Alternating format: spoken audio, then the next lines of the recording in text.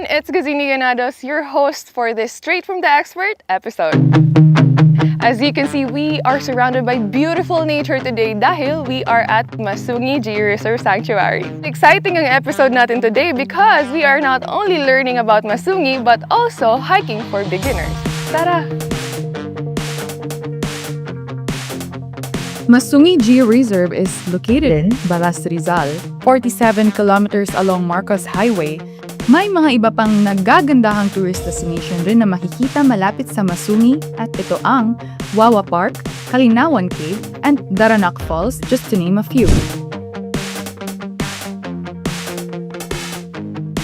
Before the start of the trail ay dadaan muna ang guests sa orientation sa silungan, kung saan tatalakayin ng mga rangers ang mga pwede at hindi pwedeng gawin sa Masungi. Maligayang pagdating dito sa Masungi Georeserve. Pinagbabawal namin ang paninigarilyo bukod kasi sa polusyon na naidudulot ng paninigarilyo, nagiging sanhi din siya ng forest fire kapag tag-init. At napag-alaman din natin na ayon sa mga dalubhasa, sa isang upos ng sigarilyo, 10 suso yung maaaring mamatay. At dito sa Masungi, meron tayong mahigit 47 uri ng suso. Dito sa Masungi, meron kaming sinusunod at pinaniniwalaan na isang katotohanan. Tayo ay mga bisita lang din dito sa lugar.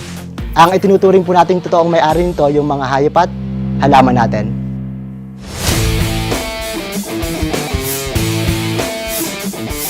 Hi everyone! So kakatapos lang natin sa orientation and eto tayo ngayon. Nagpre-prepare na tayo for the trekking. And first and foremost, you have to wear your most comfortable outfit at make sure na yung shoes mo ay kumakapit. Kagaya mo today, lalaban ka at kakapit ka sa laban ng buhay.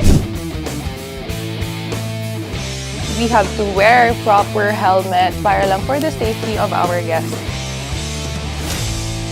Tara!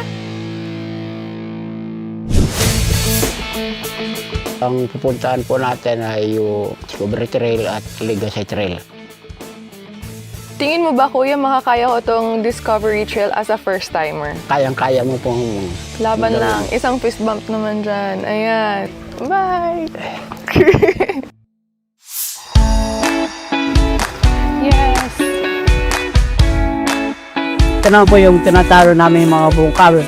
Ang mga bungkawi, kapamilya po siya ng mga buho o ng mga kawayan.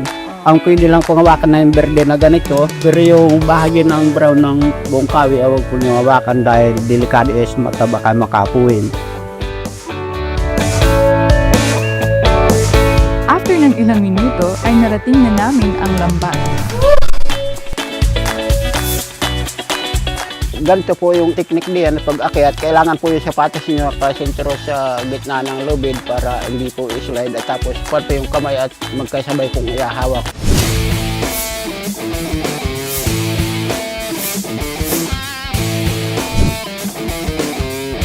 Para akong maging gagamboy. Kaya nyo to, mas maliit na bagay, parang ladder lang.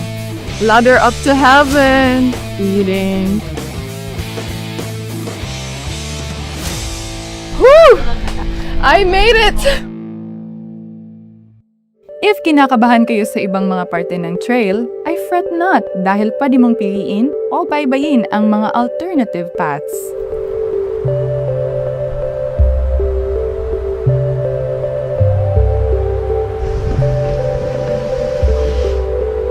Yung mga rock formation natin is sumisikip, nagiging narrow. Yung mga rocks natin is mas nagiging sharp siya as we go by. Ang salitang Masungi ay mula sa Filipino word na sungki-sungki, which means hindi pantay-pantay. Ito ay dahil sa mga matutulis at hindi pantay na mga bato na makikita sa Georeserve. 5 minutes na lang po na malapit na tayo sa sabot.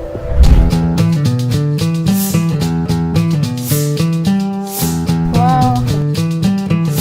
Amazing! Parang corona. Ang ganda! Sinong hindi mapapa-wow pag narating nyo na ang sapot, di ba? Isa ito sa mga favorite attractions ng Masungi. And as you can see, deserve naman talaga.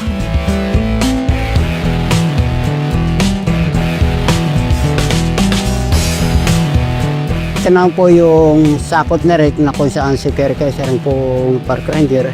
Siya po na yung nanguna sa paggawa nito, sapot na ito, kaya sa kanya nakapangalan. At dito po sa gawing kalye, makikita naman po ninyo malaking lawa ng Pilipinas, yung Laguna de Bay. At dito sa kanan Sierra Madre Mountain Range mula Rizal hanggang Cagayan. Pag hindi po natin kakayanin, ay mayroon po tayong mga alternative dahil sa ilalim.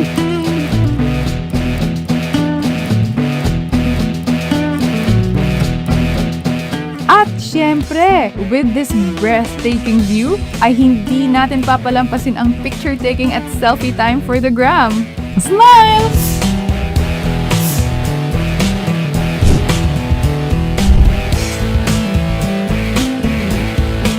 Oh, we survived.